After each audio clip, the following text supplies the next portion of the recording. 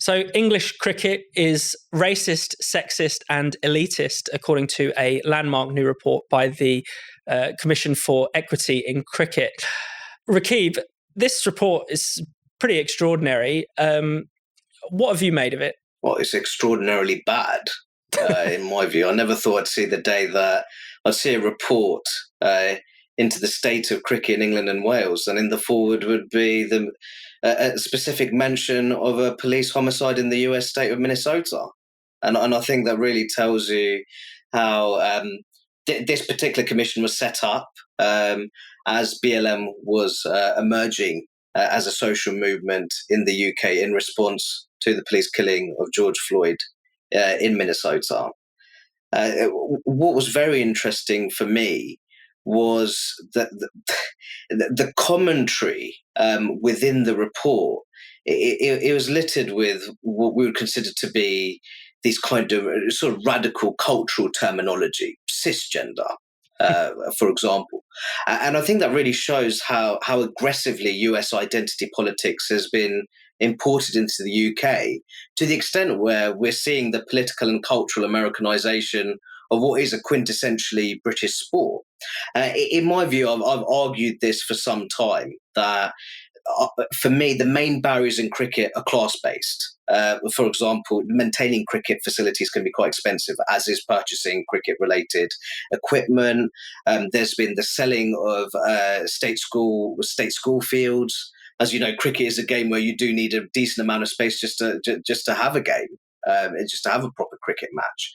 And I think that more generally, of course, there's no doubt that when you look at cricket, those who have attended private school are, if you want to use that term, overrepresented. But then if you look at the England cricket team that won the 2019 World Cup, incredibly diverse in terms of race, ethnicity, faith, social class, and country of birth.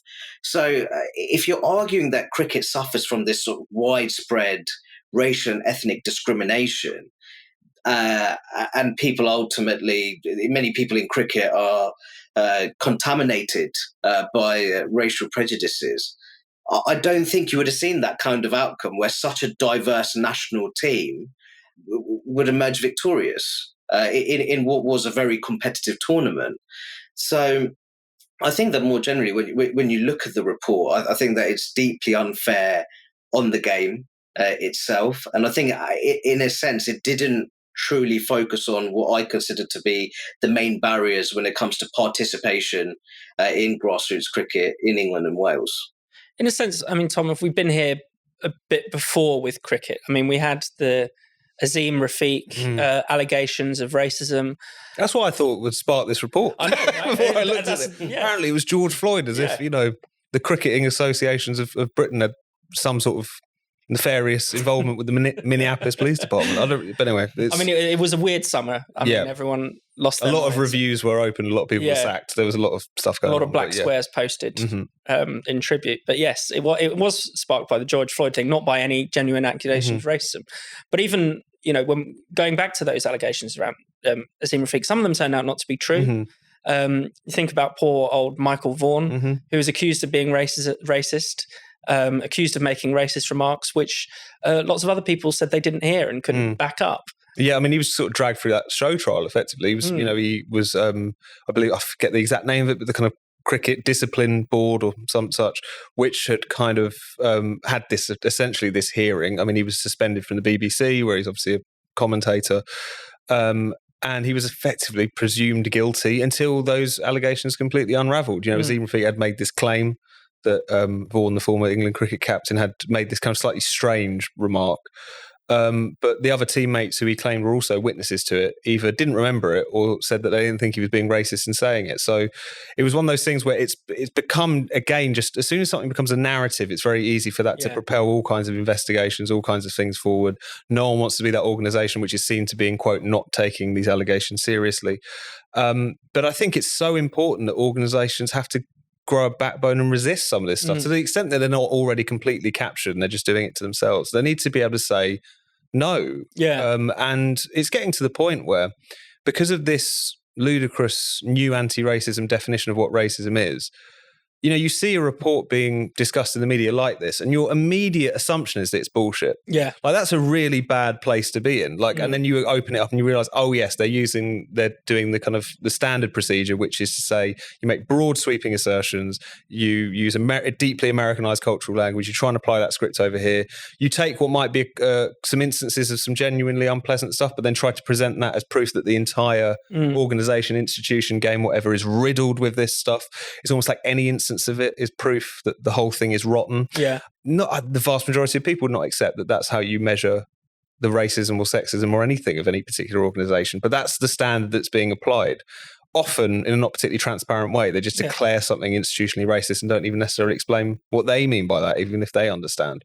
And it's gotten into us in a really bad place in general, where our discussion about racism, discrimination, the extent to which it persists, what to do about it, has been so blurred by these sort of racial entrepreneurs, as it were, these people who are pushing this new anti-racism on us, that you hear an accusation like this and your first instinct is skepticism.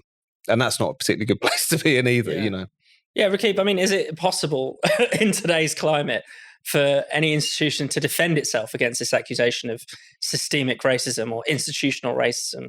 Because it can just mean anything. Fraser, I think the ECB shot themselves in the foot the moment they sort of helped to set up this independent commission. It was an absolutely bizarre decision. And if you look at some of the recommendations, it clearly shows that this so-called independent commission has a deeply problematic ideological bent. For example, it suggests that the annual matches at Lord's between Harrow and Eton and Oxford and Cambridge University should be scrapped. Now, you could scrap Racism these solved. fixtures. I don't understand how that would boost diversity, equality, and inclusion in English cricket by scrapping those fixtures. Listen, I attended a state school, but I think it's just a very clear ideological hostility towards tradition and private schooling. That's what it boils down to. Eton Harrow is one of the oldest sporting fixtures in the world. It stretches back to 1805. I'd also make the point this year's match that Harrow won, his Victoria skipper was called Veer Patel. So this idea that this is just, two bunches of white, privately educated schoolboys, just having a hit around Lord's, that's really not the case. Quite often these teams are quite diverse. So I think it's very clear that the Commission had an ideological bent. I think, for example, for me, there could have been some very good practical recommendations. I think there should be more opportunities for state schools when you have sort of state school competitions for those finals to be played more often at Lord's, Edgbaston, Trent Bridge, Headingley, Old Trafford. So I think in a way you can maintain those traditions, you can maintain those traditional fixtures, but build on that by making those historic cricket grounds more accessible for working class kids in inner city schools that love their cricket.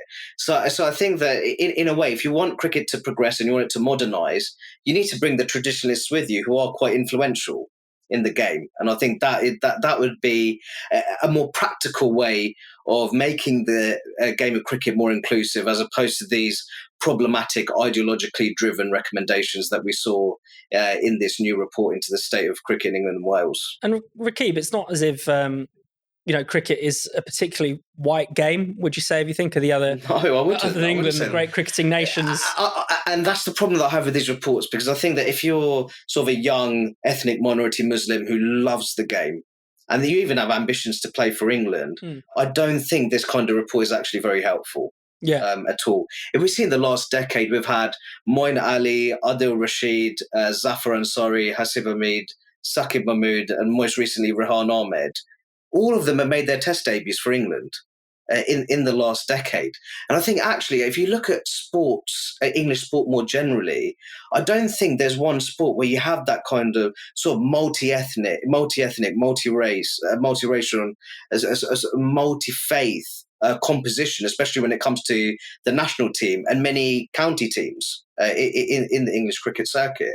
So I think all in all, I think that the report was unfortunate, and I think that it was overly doom and gloom when it talks about the progress that English cricket has made and the integral part that it plays when it comes to being the basis for social cohesion in our modern democracy.